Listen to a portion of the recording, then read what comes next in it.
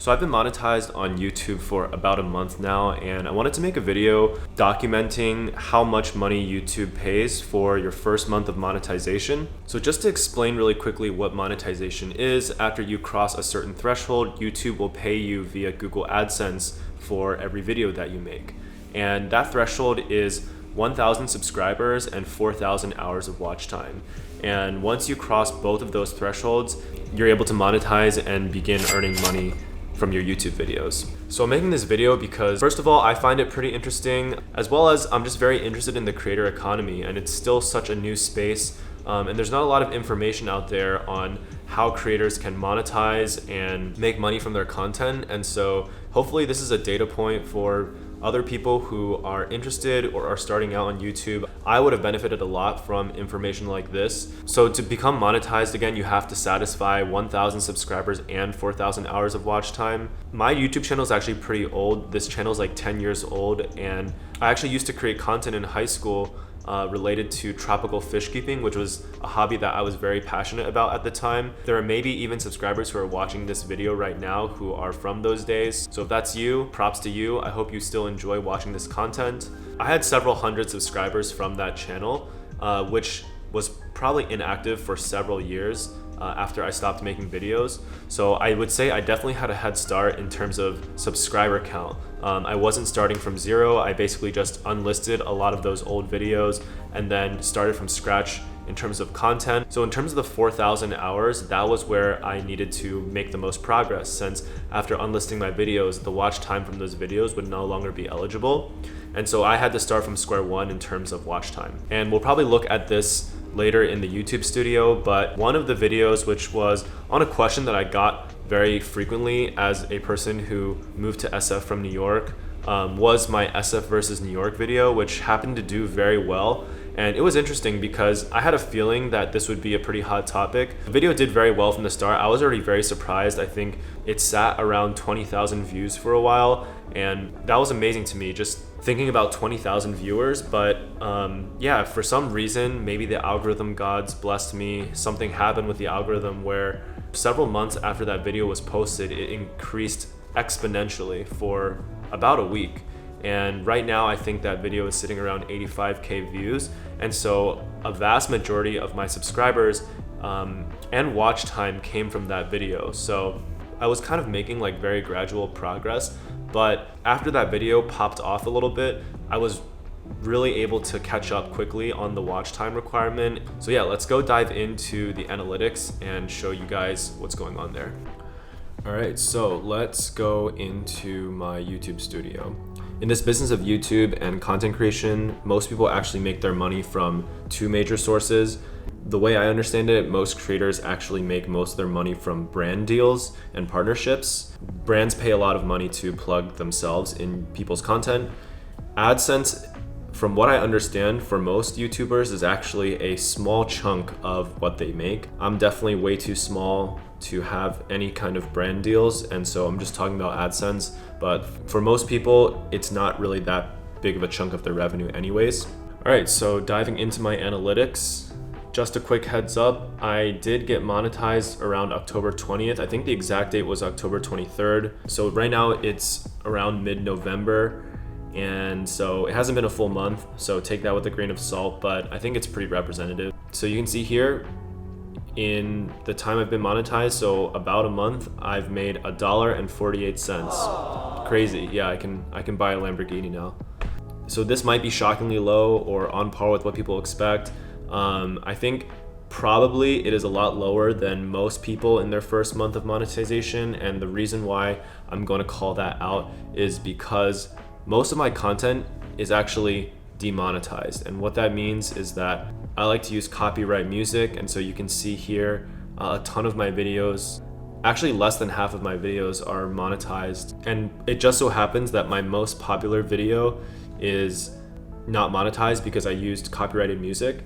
And that's just a personal choice. I know that some people will use uncopyrighted music or royalty-free music, and that's something I'll touch upon later. I mainly make videos because I find it very fun, and I also think it's great to practice speaking in front of a camera and just talking about topics that you find interesting or are passionate about. And so making money is definitely not my priority. Like, it would be nice to make money, but it's definitely not my main priority. And so sometimes for videos, I will put in music that I think really fits the vibe of the video. I think music is really important.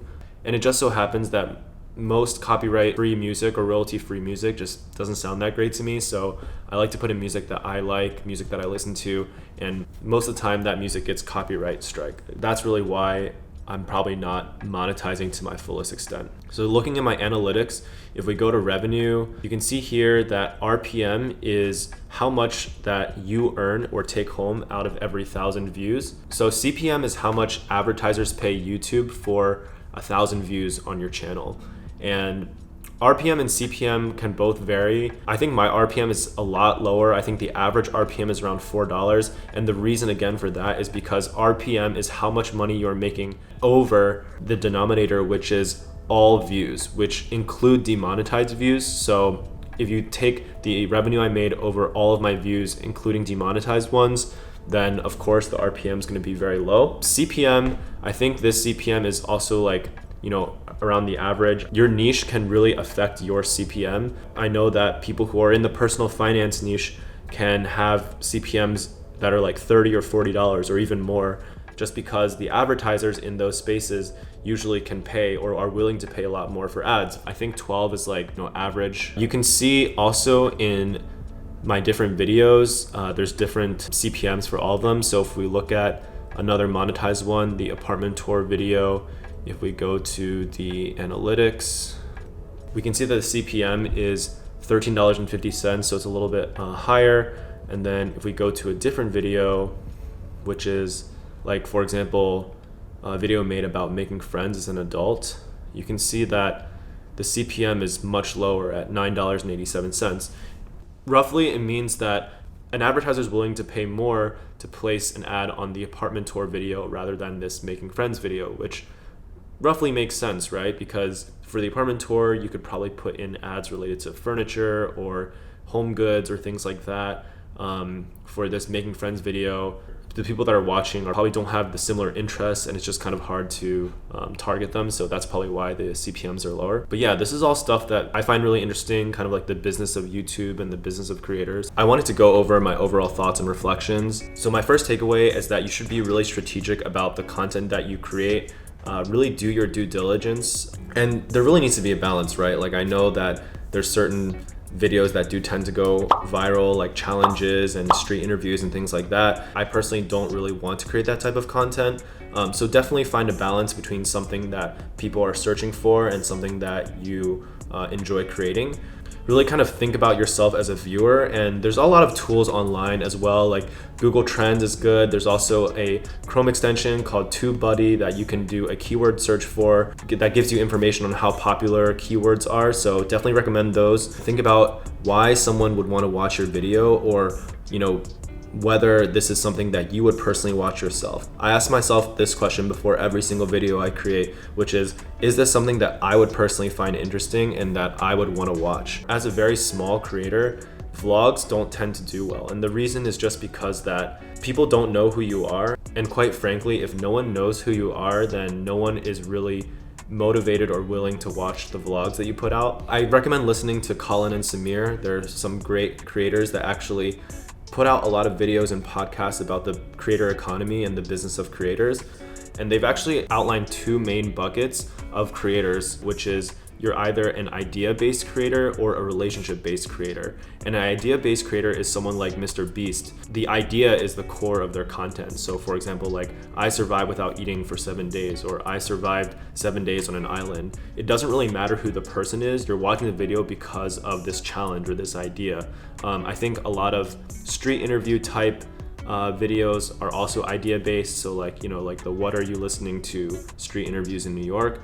There's also the relationship-based creator, which on the flip side, people are watching because of the relationship. So an example is Emma Chamberlain or Casey Neistat, where it doesn't matter what they're doing on the video, people are watching for the person. So back to my original point, it is hard to make vlogs if you haven't established yourself as a relationship-based creator yet. You don't have a huge following that is invested in whatever you are doing. I would try and think about your videos and apply some level of idea-based content to it, even if it has some vlog elements. The second observation, which is one that I touched upon earlier, is that music is actually a really big component of your YouTube video. And so if you are mainly in it to just monetize as quickly as possible and just create content that goes viral or is able to be monetized, I would strongly recommend maybe not doing what I'm doing and just getting royalty-free music. That way, when you start monetizing, all of your videos that you created prior to being monetized are all eligible for monetization. And so, you know, like I said before, monetizing is not my main goal. And so I don't really care that much. I care about creating like the best content that I can and just learning through every video. But I would look into things like Thematic, which is a website that gives you free, royalty-free music. And another one is Epidemic Sound, but I'm not the biggest fan of Epidemic Sound because you have to pay for a subscription. And so kind of in a way, you're balancing paying for a subscription, which gives you the license to use music, which then allows you to monetize. But then are you making enough from your monetization to pay for the Epidemic Sound membership? So I think if you start out, I would use Thematic, but if you're a larger creator and kind of the unit economics makes sense, or you just really love the interface of Epidemic Sound, then I would go with something like Epidemic Sound to look for royalty-free music. And you can always also just go on SoundCloud and try to find really small artists that have cool music, and chances are they'll probably be fine and not get copyright claimed. But yeah, overall, it's been really interesting, honestly. And like I said before, my goals are mainly just to improve my videography. I try in every video to learn something new, whether that is something new with regard to editing or a new film style or a new transition. And yeah, it's just been really cool being able to talk to the camera, improve on that, talk about topics that are interesting to me. And yeah, it's been a really great hobby. So if you're on the fence or thinking about it, I would say just do it. Creating more and consuming less is, you know, definitely a self-improvement goal that I also want to work on. So this definitely helps with that. And I think that the creator economy will only grow bigger and become a bigger and bigger part of our lives. It's been a really positive community, and I've met a lot of people online actually via this. So yeah, hopefully this video helps, especially to those who are interested in starting a YouTube channel or are also, you know, in this boat and starting to monetize. Or just really interesting for anyone who is just curious about this creator economy and the business of YouTube. So hope you guys enjoyed that short video, and I will catch you in the next one. Peace out.